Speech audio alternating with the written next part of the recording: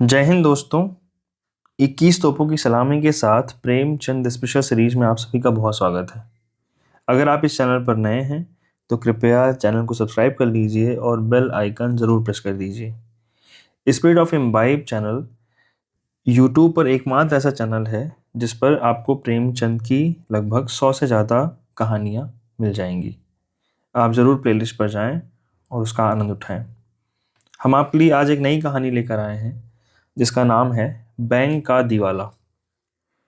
Lucknow national bank के दफ्तर में लाला साईं दास आराम कुर्सी पर लेटे हुए शेयरों का भाव देख रहे थे और सोच रहे थे इस बार हिस्सेदारों को मुनाफा कहाँ से दिया जाएगा। चाहे कोयला या जूट के हिस्से खरीदने, चांदी, सोने या रुई का सट्टा करने का इरादा करते, लेकिन नुकसान के भय से कुछ तय न कर पाते थे। नाज के व्यापार में इस बार बड़ा घाटा रहा। हिस्सेदारों के ढांढस के लिए हानि लाभ का कल्पित ब्यौरा दिखाना पड़ा और नफा पूंजी से देना पड़ा। इससे फिर नाश के व्यापार में हाथ डालते जी कांपता था, पर रुपए को बेकार डाले रखना असंभव था। दो एक दिन में उसे कहीं न कहीं लगाने का उचित उपाय करना जरूरी था, क्योंकि डायरेक्टरों की तिमाही बैठक एक ही सप्ताह में होने वाली थी। यदि उस समय कोई निश्चय ही न हुआ तो आगे 3 महीने तक फिर कुछ न हो सकेगा और छमाही मुनाफे के बंटवारे के समय फिर वही फर्जी कार्रवाई करनी पड़ेगी जिसको बार बार सहन करना बैंक के लिए कठिन है।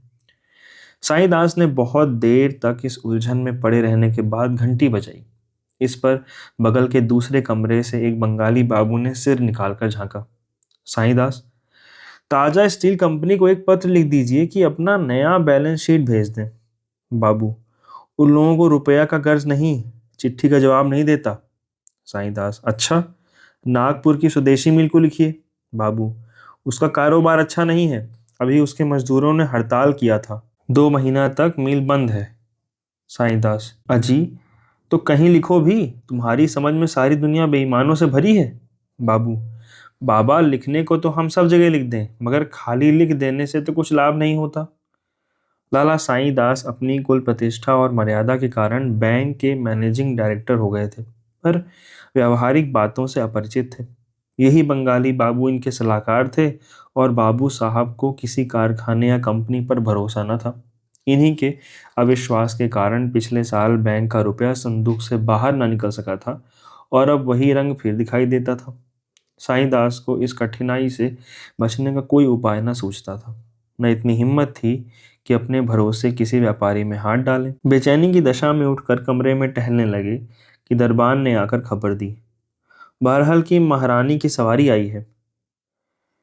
लाला साईं दास चौंक पड़े। बहरहाल की महारानी को लखनऊ आए 3-4 दिन हुए थे और हर एक के मुंह से उन्हीं की चर्चा सुनाई देती थी। कोई उनके पहनावे पर मुग्ध था, कोई सुंदरता पर, कोई उनकी स्वच्छंद वृत्ति पर। यहाँ तक कि उनकी दासियां और सिपाही आदि भी लोगों की चर्चा के पात्र बने हुए थे। रॉयल होटल के द्वार पर दर्शकों की बहुत बड़ी भीड़ जमी थी।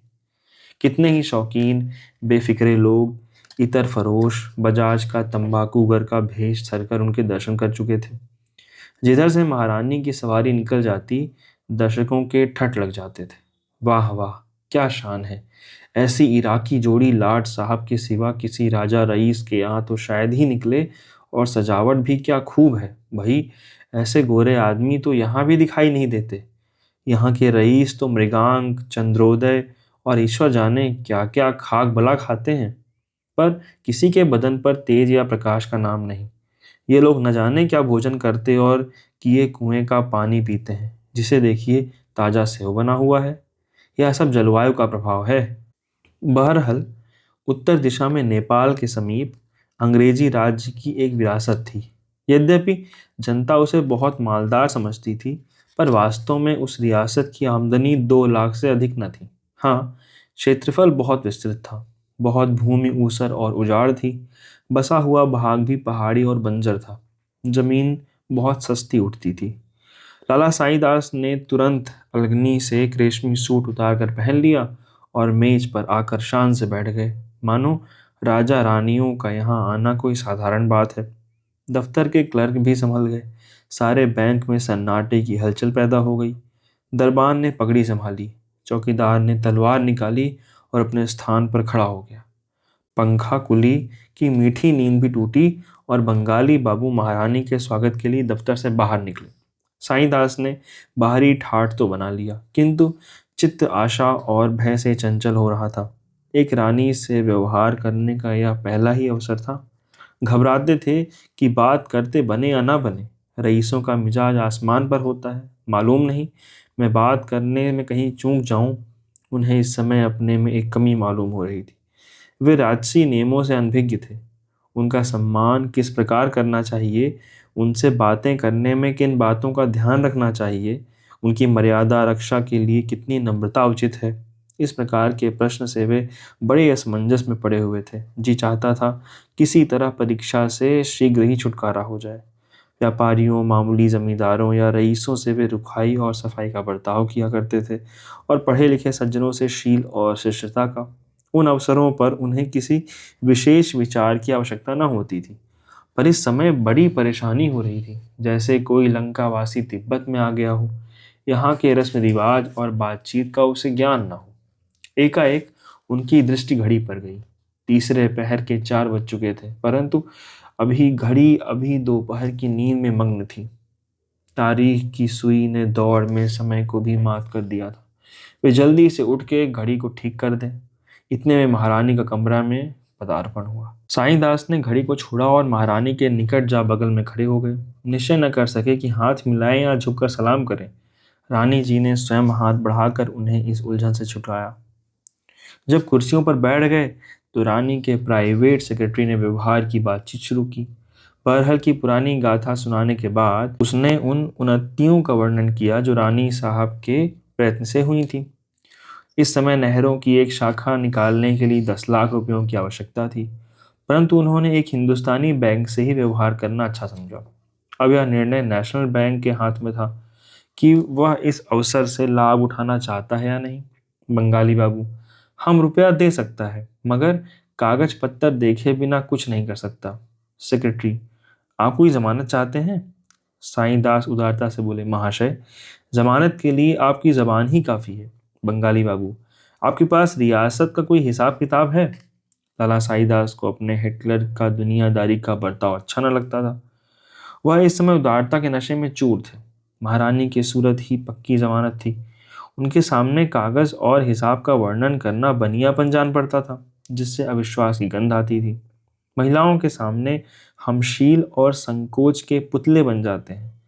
साईं दास बंगाली बाबू की ओर क्रूर कठोर दृष्टि से देखकर बोले, कागजों की जांच कोई आवश्यक बात नहीं है, केवल हमको विश्वास होना चाहिए। बंगाली बाबू, डायरेक्टर लोग कभी ना मानेगा। साईं दास, हमको इसकी परवाह नहीं, हम अपनी जिम्मेदारी पर रुपए दे सकते हैं। रानी ने साईं दास की ओर कृतज्ञतापूर्ण दृष्टि से देखा। उनके होंठों पर हल्की मुस्कुराहट दिखलाई पड़ी, परंतु डायरेक्टरों ने हिसाब किताब आय व्यय देखना आवश्यक समझा और यह काम लाला साईं दास के सुपुर्द हुआ। क्योंकि और किसी को अपने काम से फुर्सत न थी, वह एक पूरे दफ्तर का मुआयना करता। साईं दास ने नियम पालन किया। 3-4 दिन तक हिसाब जांचते रहे, तब अपने इत्मीनान के अनुकूल रिपोर्ट लिखी। मामला तय हो गया, दस्तावेज लिखा गया, रुपए दे दिए गए। 9 रुपए सैकड़े ब्याज ठहरा। 3 साल तक बैंक के कारोबार में अच्छी उन्नति हुई। छठे महीने बिना कहे सुने 45,000 रुपए की थैली दफ्तर में आ जाती थी। व्यवहारियों को 5 रुपए सैकड़े ब्याज दे दिया जाता था। हिस्सेदारों को 7 रुपए सैकड़े लाभ था। साईदास से सब लोग प्रसन्न थे। सब लोग उनकी सूझबूझ की प्रशंसा करते, यहाँ तक कि बंगाली बाबू भी धीरे धीरे उनके कायल होते जाते थे। साईदास उनसे कहा करते, बाबूजी, विश्वास संसार से न लुप्त हुआ है और न होगा। सत्य पर विश्वास रखना प्रत्येक मनुष्य का धर्म है।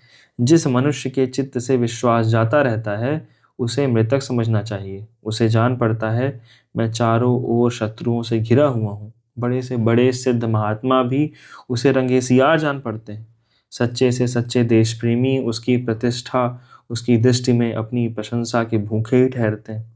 संसार उसे धोखे और छल से परिपूर्ण दिखाई देता है, यहाँ तक कि उसके मन से परमात्मा पर श्रद्धा और भक्ति लुप्त हो जाती है। एक प्रसिद्ध फिलोसोफर का कथन है कि प्रत्येक मनुष्य को जब तक कि उसके विरुद्ध कोई प्रत्यक्ष प्रमाण न पाओ, भला मानस समझो। वर्तमान शासन प्रथा इसी महत्वपूर्ण सिद्धांत पर गठित है, और घृणा तो किसी से करनी ही ना चाहिए। हमारी आत्माएं पवित्र हैं, उनसे घृणा करना परमात्मा से घृणा करने के समान है।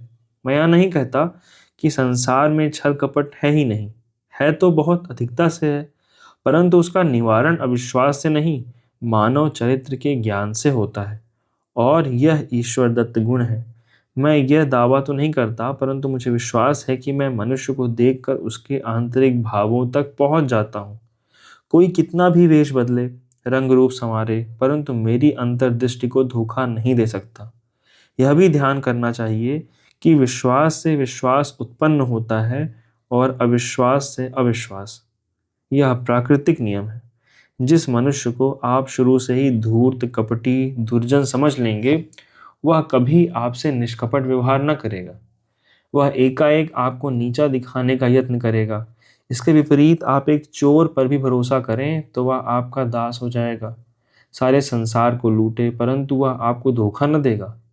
वह कितना ही कुकर्मी, अधर्मी क्यों न हो, पर आप उसके गले में विश्वास की जंजीर डालकर उसे जिस ओर चाहे ले जा सकते हैं। यहाँ तक कि वह आपके हाथों पुण्यात्मा भी बन सकता है। बंगाली बाबू के पास इन दार्शनिक तर्कों का कोई उत्तर न था। चौथे वर्ष की पहली तारीख थी। लाला साईं दास बैंक के दफ्तर में बैठे डाकिये की राह देख रहे थे। आज बहरहाल से 45,000 रुपये आएंगे। अब की बार इनका इरादा था कि कुछ सजावट के सामान और मोल ले लें। अब तक बैंक में टेलीफोन नहीं था, उसका भी तखमीना मंगा लिया था। आशा की आभा चेहरे से झलक रही थी। बंगाली बाबू ने हंसकर कहते थे, इस तारीख को मेरे हाथों में अदबदा से खुजली होने लगती है। आज भी हथेली खुजला रही है। कभी दफ्तर से कहते, अरे मियाँ शराफत, जरा सगुन तो विचारो, सिर्फ सूद ही सूद आ रहा है या दफ्तर वालों के लिए नजराना शुक्राना भी। आशा का प्रभाव कदाचित इस स्थान पर ही होता है। बैंक भी आज खुला हुआ दिखाई पड़ता था। डाकिया ठीक समय पर आया। साईं दास ने लापरवाही से उसकी ओर देखा। उसने अपने थैली से कई रजिस्ट्री लिफाफे निकाले। साईं दास ने लिफाफे को उड़ती निगाहों से देखा। बहरहाल का कोई लिफाफा न था, न बीमा, न मुहर, न वह लिखावट। कुछ निराशा सी हुई। जी में आया डाकिया से पूछे, कोई रजिस्ट्री रह गई तो नहीं? पर रुक गए। दफ्तर के क्लर्कों के सामने इतना अधैर्य अनुचित था। जब डाकिया चलने लगा तब उनसे न रहा गया। पूछे ही बैठे, अरे भाई, कोई बीमा का लिफाफा रह तो नहीं गया? आज उसे आना चाहिए था। डाकिये ने कहा, सरकार, भला ऐसी बात हो सकती है? और कहीं भूल चूक चाहे हो भी जाए, पर आपके काम में कहीं भूल नहीं हो सकती। साईं दास का चेहरा उतर गया, जैसे कच्चे रंग पर पानी पड़ जाए। डाकिया चला गया तो बंगाली बाबू से बोले, यह देर क्यों हुई? और तो कभी ऐसा ना हुआ। बंगाली बाबू ने निष्ठुर भाव से उत्तर दिया, किसी कारण से हो गया होगा, घबराने की कोई बात नहीं। निराशा संभव को संभव बना देती है। साईं दास को इस समय यह ख्याल हुआ कि कदाचित पार्सल से रुपए आते हो सकता है 3,000 अशर्फियों का पार्सल करा दिया हो। यद्यपि इस विचार को औरों पर प्रकट करने का उन्हें साहस न हुआ, पर उन्हें यह आशा उस समय तक बनी रही जब तक पार्सल वाला डाकिया वापस नहीं गया। अंत में संध्या को वे बेचैनी की दशा में उठकर घर चले गए। अब खत या तार का इंतजार था। 2-3 बार झुंझला कर उठे, डांट कर पत्र लिखूं और साफ साफ कह दूं कि लेन देन के मामले में वादा पूरा न करना विश्वासघात है। एक दिन की देर भी बैंक के लिए घातक हो सकती है। इससे यह होगा कि फिर कभी ऐसी शिकायत करने का अवसर न मिलेगा, परंतु फिर कुछ सोच कर न लिखा। शाम हो गई थी। कई मित्र आ गए, गपशप होने लगी। इतने में पोस्टमैन ने शाम की डाक दी। यूं वह पहले अखबारों को खोला करते, पर आज चिट्ठियां खुली, किंतु बहरहाल का कोई खत न था। तब बेदम होके एक अंग्रेजी अखबार खोला। पहले ही पेज का शीर्षक देखकर उनका खून सर्द हो गया। लिखा था, कल शाम को बहरहाल की महारानी जी का 3 दिन की बीमारी के बाद देहांत हो गया। इसके आगे एक संक्षिप्त नोट में यह लिखा हुआ था, बहरहाल की महारानी की अकाल मृत्यु केवल इस रियासत के लिए ही नहीं, समस्त प्रांत के लिए शोकजनक घटना है। बड़े बड़े विशागाचार्य अभी रोग की परख भी न कर पाए थे कि मृत्यु ने काम तमाम कर दिया। रानी जी को सदैव अपनी रियासत की उन्नति का ध्यान रहता था। उनके थोड़े से राज्यकाल में ही उनसे रियासत को जो लाभ हुए हैं वे चिरकाल तक स्मरण रहेंगे। यद्यपि यह मानी हुई बात थी कि राज्य उनके बाद दूसरे के हाथ में जाएगा, तथापि यह विचार कभी रानी साहिबा के कर्तव्य पालन में बाधक नहीं बना। शास्त्रानुसार उन्हें रियासत की जमानत पर ऋण लेने का अधिकार न था, परंतु प्रजा की भलाई के विचार से उन्हें कई बार इस नियम का उल्लंघन करना पड़ा। हमें विश्वास है कि यदि वे कुछ दिन और जीवित रहतीं तो रियासत को ऋण से मुक्त कर देती। उन्हें रात दिन इसका ध्यान रहता था, परंतु इस असामयिक मृत्यु ने अब यह फैसला दूसरों के अधीन कर दिया। देखना चाहिए इन ऋणों का क्या परिणाम होता है। हमें विश्वस्त रीति से यह मालूम हुआ है कि नए महाराज ने, जो आजकल लखनऊ में विराजमान है, अपने वकीलों की सम्मति के अनुसार मृतक महारानी के ऋण संबंधी हिसाबों को चुकाने से इनकार कर दिया है। हमें भय है कि इस निश्चय से महाराजनी टोले में बड़ी हलचल पैदा होगी और लखनऊ के कितने ही धन संपत्ति के स्वामियों को यह शिक्षा मिल जाएगी कि ब्याज का लोभ कितना अनिष्टकारी होता है। लाला साईं दास ने अखबार मेज पर रख दिया और आकाश की ओर देखा, जो निराशा का अंतिम आश्रय है। अन्य मित्रों ने भी यह समाचार पढ़ा। इस प्रश्न पर वाद विवाद होने लगा। साईं दास पर चारों ओर से बौछार पड़ने लगी। सारा दोष उन्हीं के सिर पर मढ़ा गया और उनकी चिरकाल की कार्यकुशलता और परिणामदर्शिता मिट्टी में मिल गई। बैंक इतना बड़ा घाटा सहने में असमर्थ था। अब यह विचार उपस्थित हुआ कि कैसे उसके प्राणों की रक्षा की जाए। शहर में यह खबर फैलते ही लोग अपने रुपए वापस लेने के लिए आतुर हो गए। सुबह से शाम तक लेनदारों का तांता लगा रहता था। जिन लोगों का धन चालू हिसाब में जमा था उन्होंने तुरंत निकाल लिया। कोई उर्ज न सुना। यह उसी पत्र के लेख का फल था कि नेशनल बैंक की साख उड़ गई। धीरज से काम लेते तो बैंक संभल जाता, परंतु आंधी और तूफान में कौन नौका स्थिर रह सकती है। अंत में खजांची ने टाट उलट दिया। बैंक की नसों से इतनी रक्तधाराएं निकली कि वह प्राण रहित हो गया। 3 दिन बीत चुके थे। बैंक घर के सामने सहस्त्रों आदमी एकत्र थे। बैंक के द्वार पर सहस्त्र सिपाहियों का पहरा था। नाना प्रकार की अफवाहें उड़ रही थीं। कभी खबर उड़ती, लाला साईं दास ने विस्फान कर लिया। कोई उनके पकड़े जाने की सूचना लाता था। कोई कहता था डायरेक्टर हवालात के भीतर हो गए। एकाएक सड़क पर से एक मोटर निकली और बैंक के सामने आकर रुक गई। किसी ने कहा, बहरहाल के महाराज की मोटर है। इतना सुनते ही सैकड़ों मनुष्य मोटर की ओर घबराए हुए दौड़े और उन लोगों ने मोटर को घेर लिया। कुंवर जगदीश सिंह महारानी की मृत्यु के बाद वकीलों की सलाह लेने लखनऊ आए थे। बहुत कुछ सामान भी खरीदना था। वे इच्छाएं जो चिरकाल से ऐसे सुअवसर की प्रतीक्षा में बंधी थीं, पानी की भांति राह पाकर उबली पड़ती थी। यह मोटर आज ही ली गई थी। नगर में एक कोठी लेने की बातचीत हो रही थी। बहुमूल्य विलास वस्तुओं से लदी एक गाड़ी बहरहाल के लिए चल चुकी थी। यहाँ भीड़ देखी तो सोचा कोई नवीन नाटक होने वाला है। मोटर रोक दी। इतने में सैकड़ों की भीड़ लग गई। कुंवर साहब ने पूछा, यहाँ आप लोग क्यों जमा हैं? कोई तमाशा होने वाला है क्या? एक महाशय, जो देखने में कोई बिगड़े रईस मालूम होते थे, बोले, जी हाँ, बड़ा मजेदार तमाशा है। कुंवर, क्या तमाशा है? किसका है? महाशय, तकदीर का। कुंवर को महाशय का यह उत्तर पाकर आश्चर्य तो हुआ, परंतु सुनते आए थे कि लखनऊ वाले बात बात में बात निकालना करते हैं, अतः उसी ढंग से उत्तर देना आवश्यक हुआ। बोले, तकदीर का खेल देखने के लिए यहाँ आना तो आवश्यक नहीं। लखनवी महाशय ने कहा, आपका कहना सच है, लेकिन दूसरी जगह यह मजा कहाँ। यहाँ सुबह से शाम तक के बीच भाग्य ने कितनों को धनी से निर्धन और निर्धन से भिखारी बना दिया।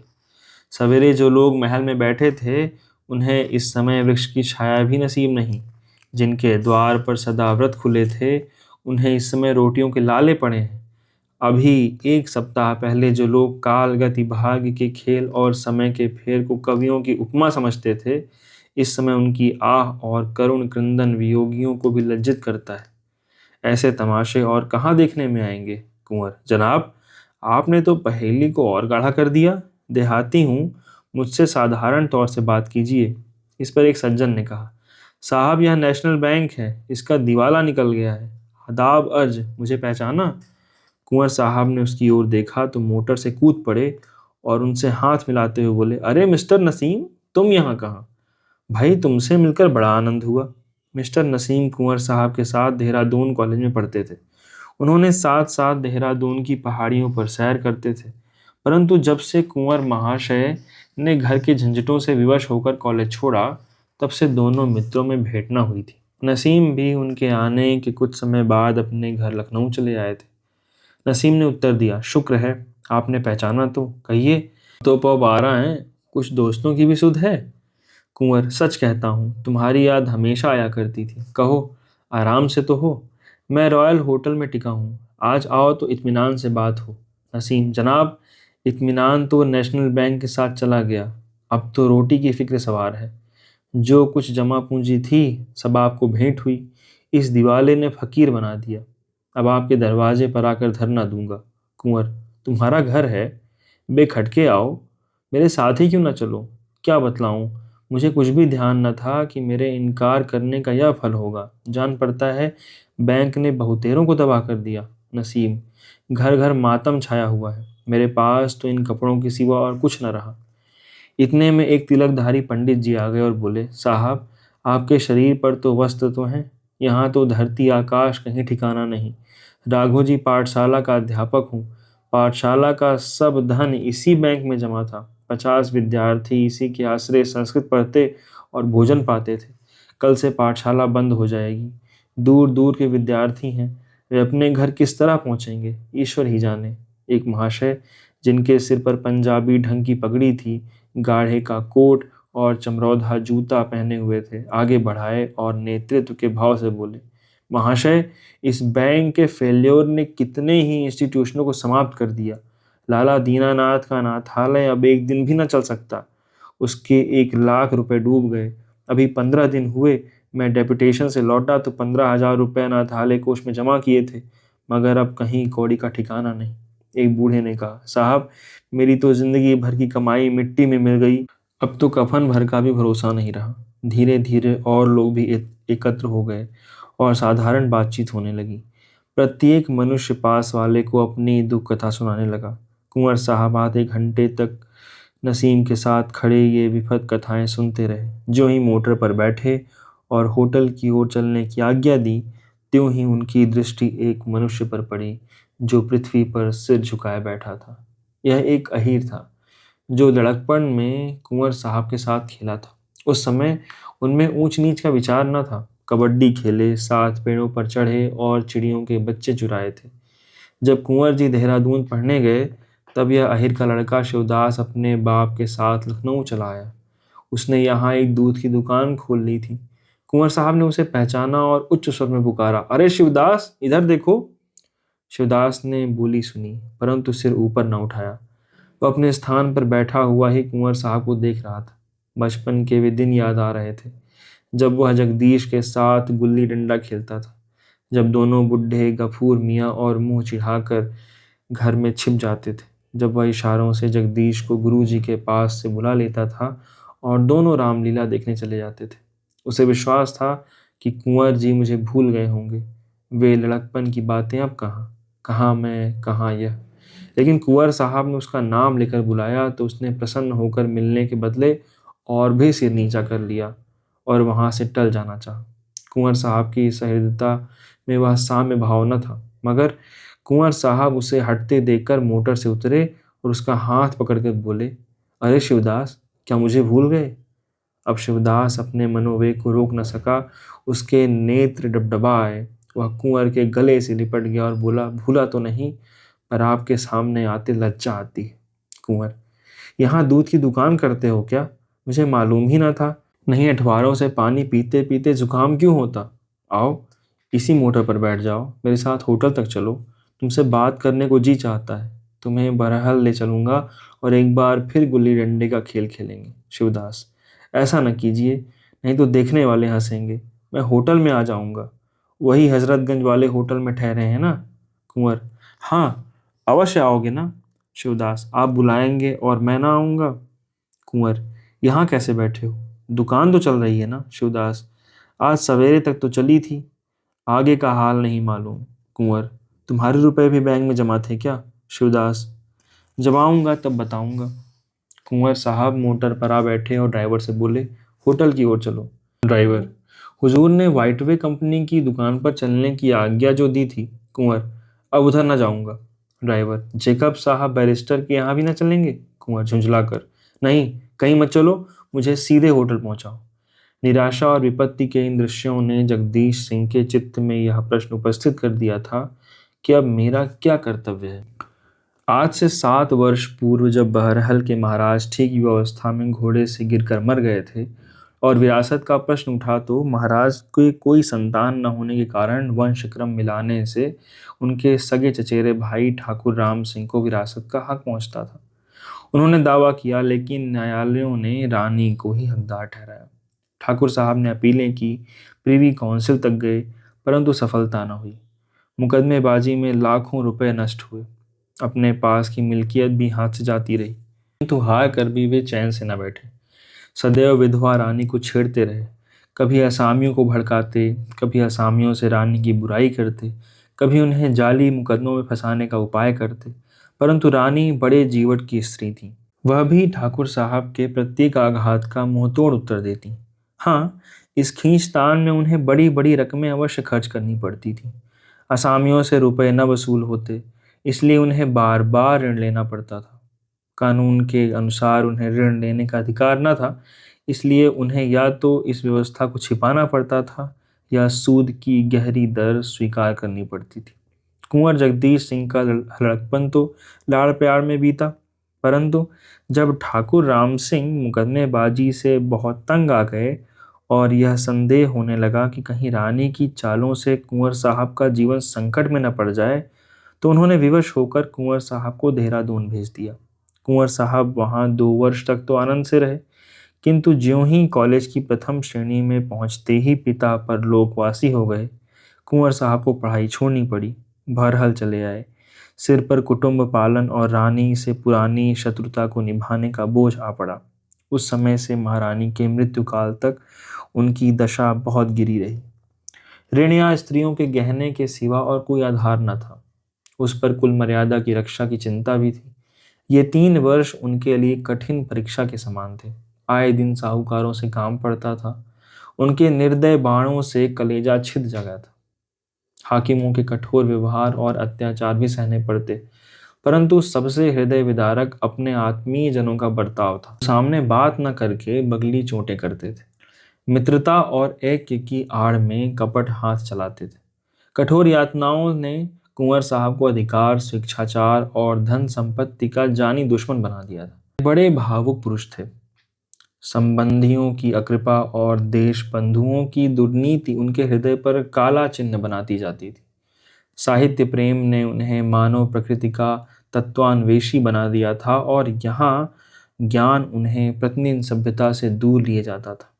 वहाँ उनके चित्त में जनसत्ता और साम्यवाद के विचार पुष्ट करता जाता था। उन पर प्रकट हो गया था कि यदि सद्व्यवहार जीवित है तो वह झोपड़ों और गरीबों में ही है। उस कठिन समय में जब चारों ओर अंधेरा छाया हुआ था, उन्हें कभी कभी सच्ची सहानुभूति का प्रकाश नहीं दृष्टिगोचर हो जाता था। धन संपत्ति को वे श्रेष्ठ प्रसाद नहीं, ईश्वर का प्रकोप समझते थे, जो मनुष्य के हृदय से दया और प्रेम के भावों को मिटा देता है। यह वह मेघ है जो चित्त के प्रकाशित तारों पर छा जाता है। महारानी की मृत्यु के बाद जो ही धन संपत्ति ने उन पर वार किया, बस दार्शनिक तर्कों की यह ढाल चूर चूर हो गई। आत्मनिर्शन की शक्ति नष्ट हो गई। वे मित्र बन गए जो शत्रु सरीखे थे, जो सच्चे हितैषी थे वे विस्मृत हो गए। साम्यवाद के मनोगत विचारों में घोर परिवर्तन आरंभ हो गया। हृदय में असहिष्णुता का उद्भव हुआ। त्याग ने भोग की ओर सिर झुका दिया।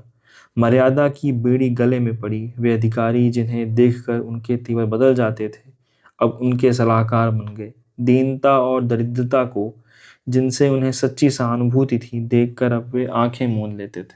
इसमें संदेह नहीं कि कुंवर साहब अब भी साम्यवाद के भक्त थे, किंतु उन विचारों के प्रकट करने में वह पहले की सी स्वतंत्रता न थी। विचार अब व्यवहार से डरता था।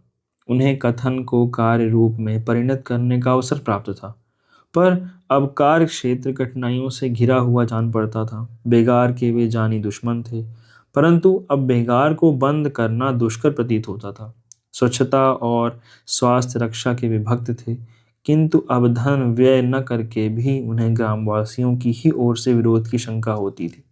असामियों से पोत उगाहने में कठोर बर्ताव को वे पाप समझते थे, मगर अब कठोरता के बिना काम चलता न जान पड़ता था। सारांश यह कि कितने ही सिद्धांत जिन पर पहले उनकी श्रद्धा थी, अब असंगत मालूम होते थे। परंतु आज जो दुखजनक दृश्य बैंक के हाथे में नजर आए, उन्होंने उनके दया भाव को जागृत कर दिया।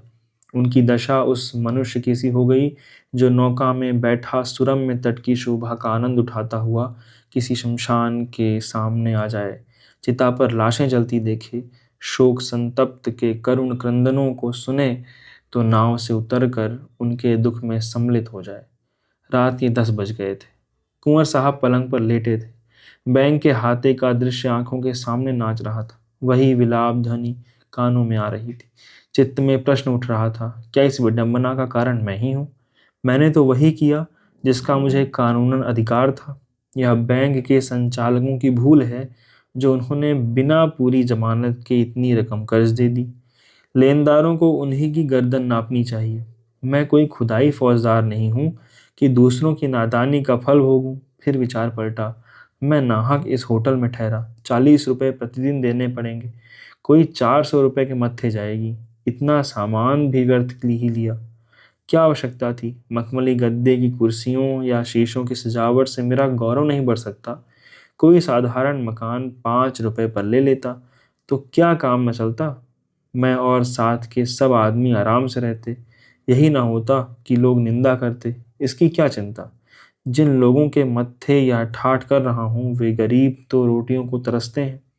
यही 10-12 हजार रुपए लगाकर कुएं बनवा देता तो सहस्त्रों जीवन का भला होता।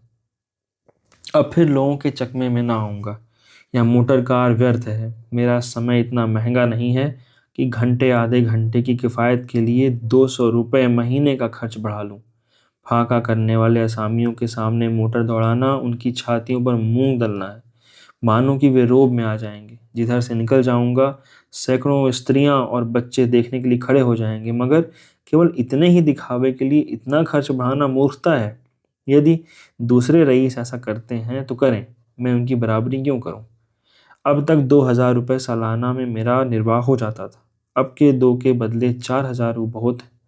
फिर मुझे दूसरों की कमाई इस प्रकार उड़ाने का अधिकार ही क्या है?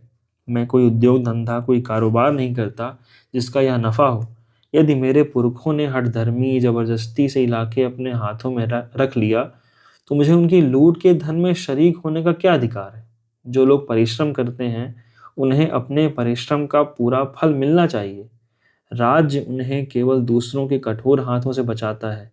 उसे इस सेवा का उचित मुआवजा मिलना चाहिए। बस, मैं तो राज्य की ओर से यह मुआवजा वसूल करने के लिए नियत हूँ।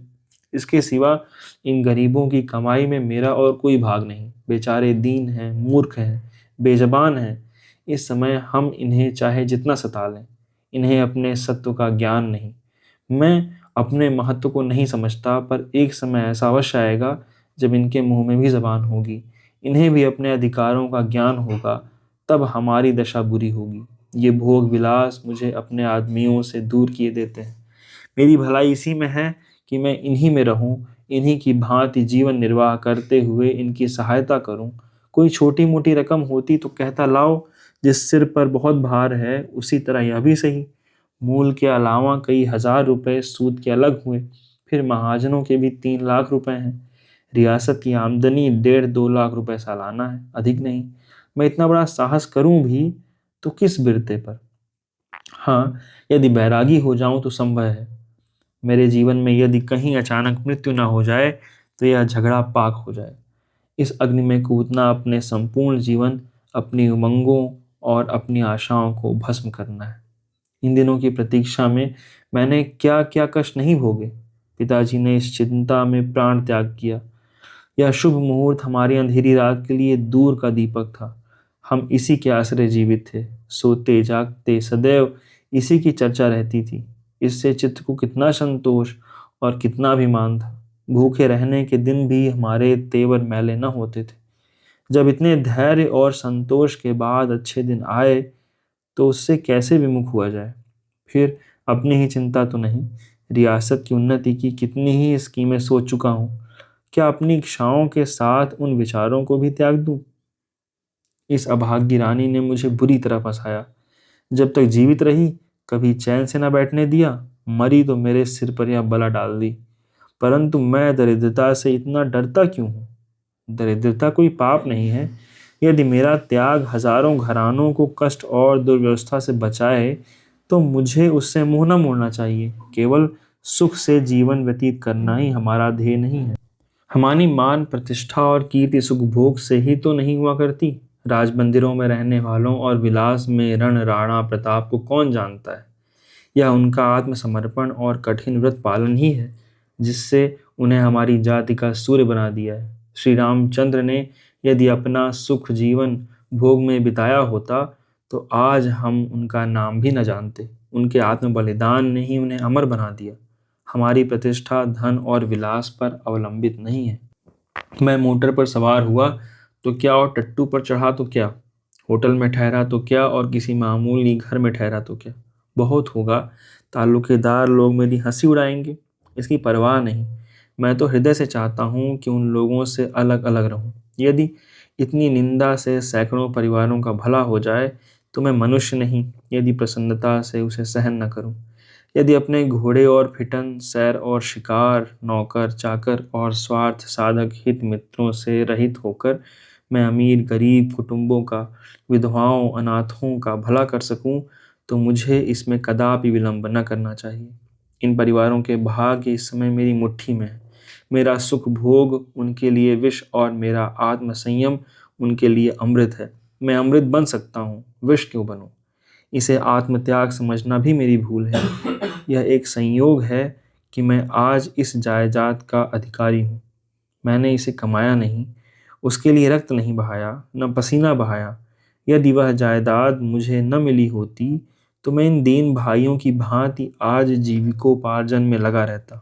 मैं क्यों भूल जाऊं कि मैं इस राज्य का स्वामी हूँ। ऐसे ही अवसरों पर मनुष्य की परख होती है। मैंने वर्षों पुस्तकावलोकन किया, वर्षों में परोपकार के सिद्धांतों का अनुयायी रहा। यदि इस समय उन सिद्धांतों को भूल जाऊं, स्वार्थ को मनुष्यता और सदाचार से बढ़ने दूं, तो वस्तुतः यह मेरी अत्यंत कायरता और स्वार्थपरता होगी। भला स्वार्थ साधन की शिक्षा के लिए गीता, मिल, इमर्सन और अरस्तु का शिष्य बनने की क्या आवश्यकता थी? यह पाठ तो मुझे अपने दूसरे भाइयों से ही यूं ही मिल जाता। प्रचलित प्रथा से बढ़कर और कौन गुरु है? साधारण लोगों की भांति क्या मैं भी स्वार्थ के सामने सिर झुका दूं? तो फिर विशेषता क्या रही? नहीं, मैं नॉनसेंस विवेक बुद्धि का खून न करूंगा। जहां पुण्य कर सकता हूं पाप न करूंगा। परमात्मन, तुम मेरी सहायता करो। तुमने मुझे राजपूत घर में जन्म दिया है। मेरे कर्म से इस महान जाति को लज्जित न करो। नहीं, कदापि नहीं। यह गर्दन स्वार्थ के सम्मुख न झुकेगी। मैं राम, भीष्म और प्रताप का वंशज हूँ, शरीर सेवक न बनूंगा।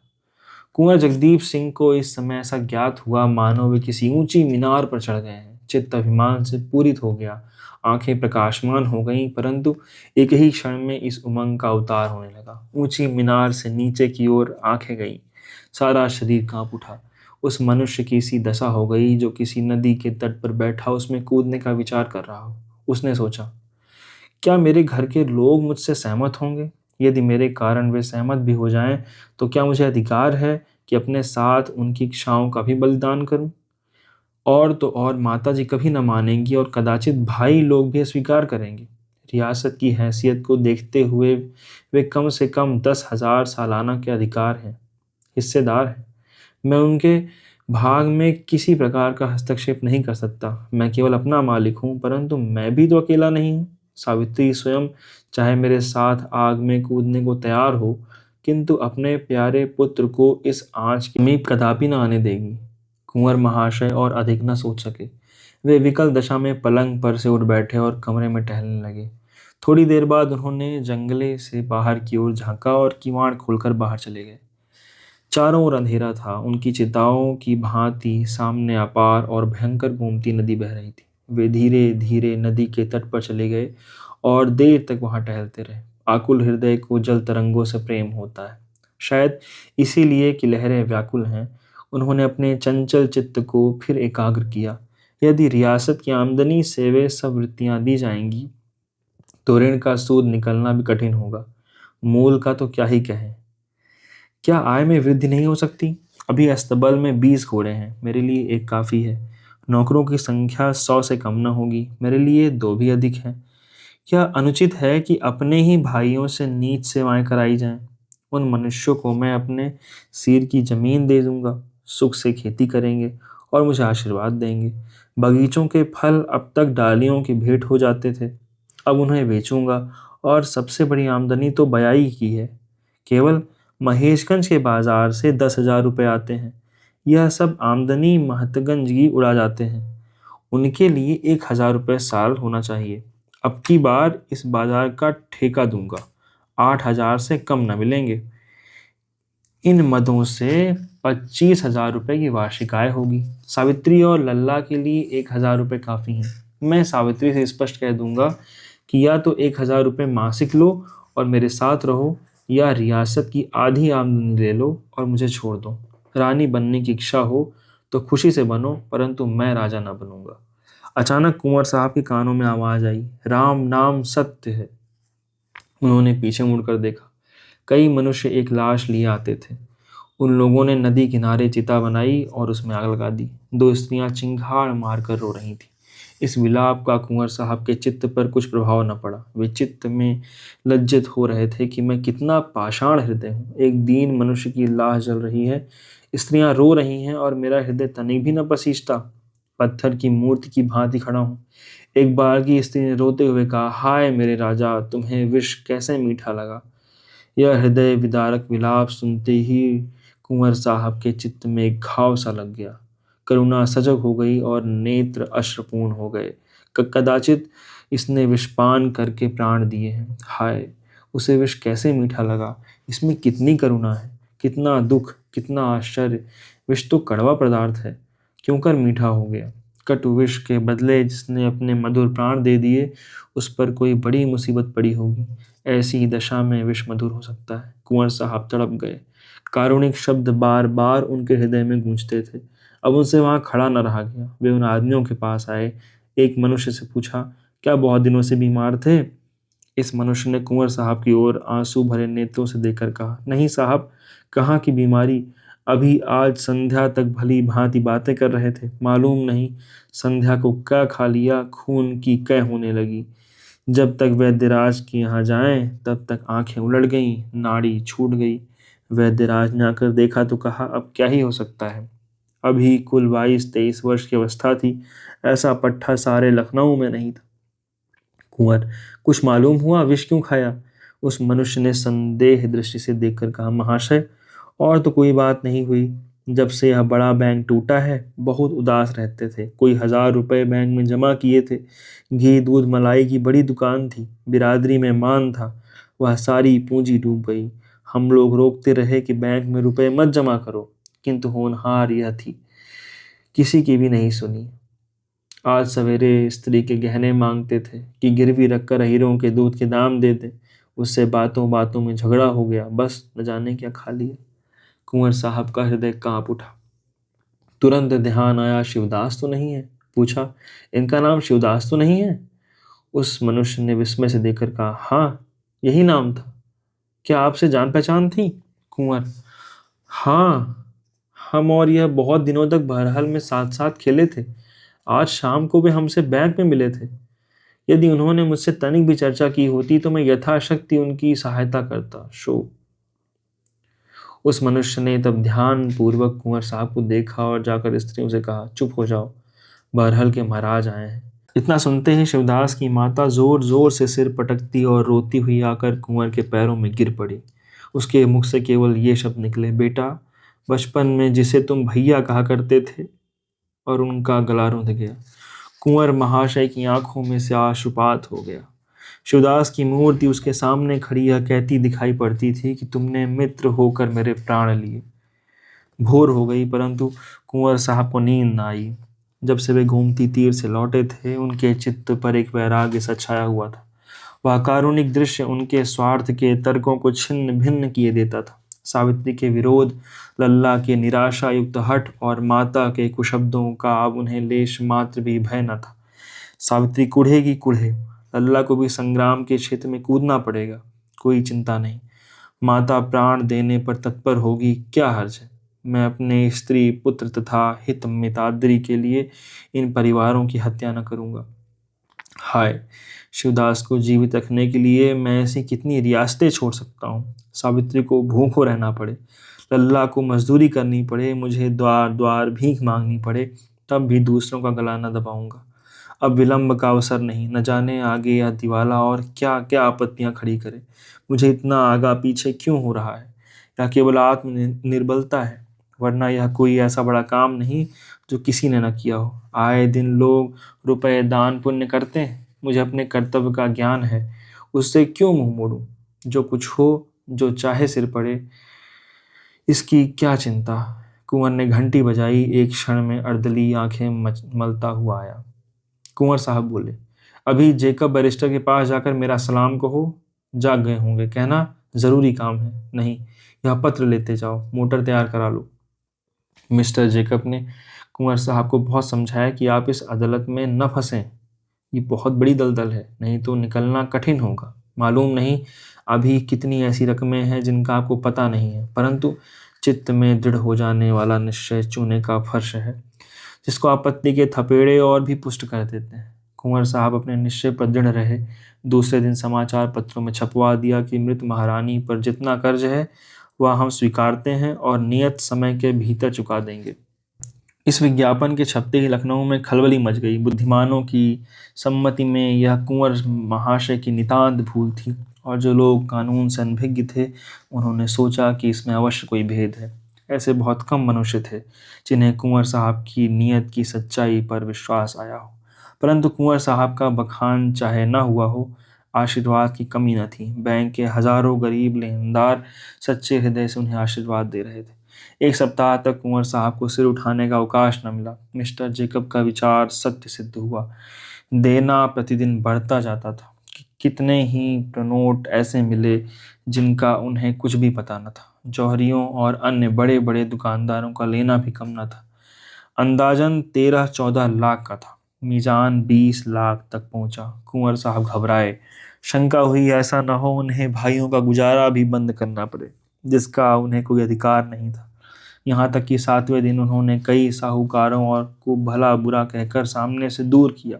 जहाँ ब्याज की दर अधिक थी उसे कम कराया, और जिन रकमों की मियादें बीत चुकी थीं उनसे इनकार कर दिया।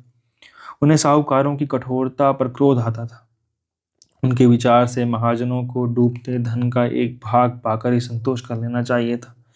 इतनी खींचतान करने पर भी कुल 19 लाख से कम न हुआ। कुंवर साहब इन कामों से अवकाश पाकर एक दिन नेशनल बैंक की ओर जा निकले। बैंक खुला हुआ था। मृतक शरीर में प्राण आ गए थे। लेनदारों की भीड़ लगी हुई थी।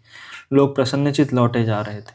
कुंवर साहब को देखते ही सैकड़ों मनुष्य बड़े प्रेम से उनकी ओर दौड़े। किसी ने रोकर, किसी ने पैरों पर गिर पर, और किसी ने सभ्यता पूर्वक अपनी कृतज्ञता प्रकट की। वे बैंक के कार्यकर्ताओं से भी मिले। लोगों ने कहा, इस विज्ञापन ने बैंक को जीवित कर दिया। बंगाली बाबू ने लाला साईदास की आलोचना की। वह समझता था संसार में सब मनुष्य भला मानस हमको उपदेश करता था। अब उसकी आंख खुल गई है। अकेला घर में बैठा रहता है, किसी को मुंह नहीं दिखाता, हम सुनता है। वह वहां से भाग जाना चाहता था, परंतु बड़ा साहब बोला, भागेगा तो तुम्हारा ऊपर वारंट जारी कर देगा। अब साईदास की जगह बंगाली बाबू मैनेजर हो गए थे। इसके बाद कुंवर साहब बहरहाल आए। भाइयों ने यह वृत्तांत सुना तो बिगड़े, अदालत की धमकी दी। माता जी को ऐसा धक्का पहुंचा कि वह उसी दिन बीमार होकर एक ही सप्ताह में इस संसार से विदा हो गई। सावित्री को भी चोट लगी, पर उसने केवल संतोष ही नहीं किया, पति की उदारता और त्याग की प्रशंसा भी की। रह गए लाल साहब। उन्होंने जब देखा कि अस्तबल के घोड़े निकले जाते हैं, हाथी मकनपुर के मेले में बिकने के लिए भेज दिए गए हैं और कहार विदा किए जा रहे हैं, तो व्याकुल हो पिता से बोले, बाबूजी, यह सब नौकर घोड़े हाथी कहाँ जा रहे हैं? कुंवर, एक राजा साहब के उत्सव में। लाल जी, कौन से राजा? कुंवर, उनका नाम राजा दीन सिंह है। लाल जी, कहाँ रहते हैं? कुंवर, दरिद्रपुर। लाल जी, तो हम भी जाएंगे। कुंवर, तुम्हें भी ले चलेंगे, परंतु इस बारात में पैदल चलने वालों का सामान सवारों से अधिक होगा। लाल जी, तो हम भी पैदल चलेंगे। कुंवर, वहां परिश्रमी मनुष्य की प्रशंसा होती है। लाल जी, तो हम सबसे ज्यादा परिश्रम करेंगे। कुंवर साहब के दोनों भाई 5,500 रुपये गुजारा लेकर अलग हो गए। कुंवर साहब अपने और परिवार के लिए कठिनाई से 1,000 सालाना का प्रबंध कर सके, पर यह आमदनी एक रईस के लिए किसी तरह पर्याप्त नहीं थी। अतिथि अभ्यागत प्रतिदिन टीके ही रहते थे, उन सबका भी सत्कार करना पड़ता था, बड़ी कठिनाई से निर्वाह होता था। इधर 1 वर्ष से शिवदास के कुटुंब का भार भी सिर पर पड़ा, परंतु कुंवर साहब कभी अपने निश्चय पर शोक नहीं करते। उन्हें कभी किसी ने चिंतित नहीं देखा। उनका मुखमंडल धैर्य और सच्चे अभिमान से सदैव प्रकाशित रहता है। साहित्य प्रेम पहले से था, अब बागवानी से प्रेम हो गया है। अपने बाग में प्रातःकाल से शाम तक पौधों की देखरेख किया करते हैं, और लाल साहब तो पक्के कृषक होते दिखाई देते हैं। अभी 9-10 वर्ष से अधिक अवस्था नहीं है, लेकिन अंधेरे मुंह खेत पर पहुंच जाते हैं। खाने पीने की भी सुध नहीं रहती। उनका घोड़ा मौजूद है, परंतु महीनों से उस पर नहीं चढ़ते। उनकी यह धुन देखकर कुंवर साहब प्रसन्न होते हैं और कहा करते हैं, रियासत के भविष्य की ओर से निश्चिंत हो। लाल साहब कभी इस पाठ को न भूलेंगे। घर में संपत्ति होती तो सुख भोग शिकार दुराचार के सिवा और क्या सूझता। संपत्ति बेचकर हमने परिश्रम और संतोष खरीदा, और यह सौदा बुरा नहीं। सावित्री इतनी संतोषी नहीं, वह कुंवर साहब के रोकने पर भी असामियों से छोटी मोटी भेंट ले लिया करती हैं और कुल प्रथा नहीं तोड़ना चाहती। बहुत शुक्रिया। यह कहानी थोड़ी लंबी है, शायद थोड़ी ज़्यादा लंबी, पर है बहुत खूबसूरत, बहुत ही मार्मिक। ज़रूर सुनिएगा, और अगर पसंद आए तो लोगों से ज़रूर शेयर करिएगा। बहुत बहुत धन्यवाद।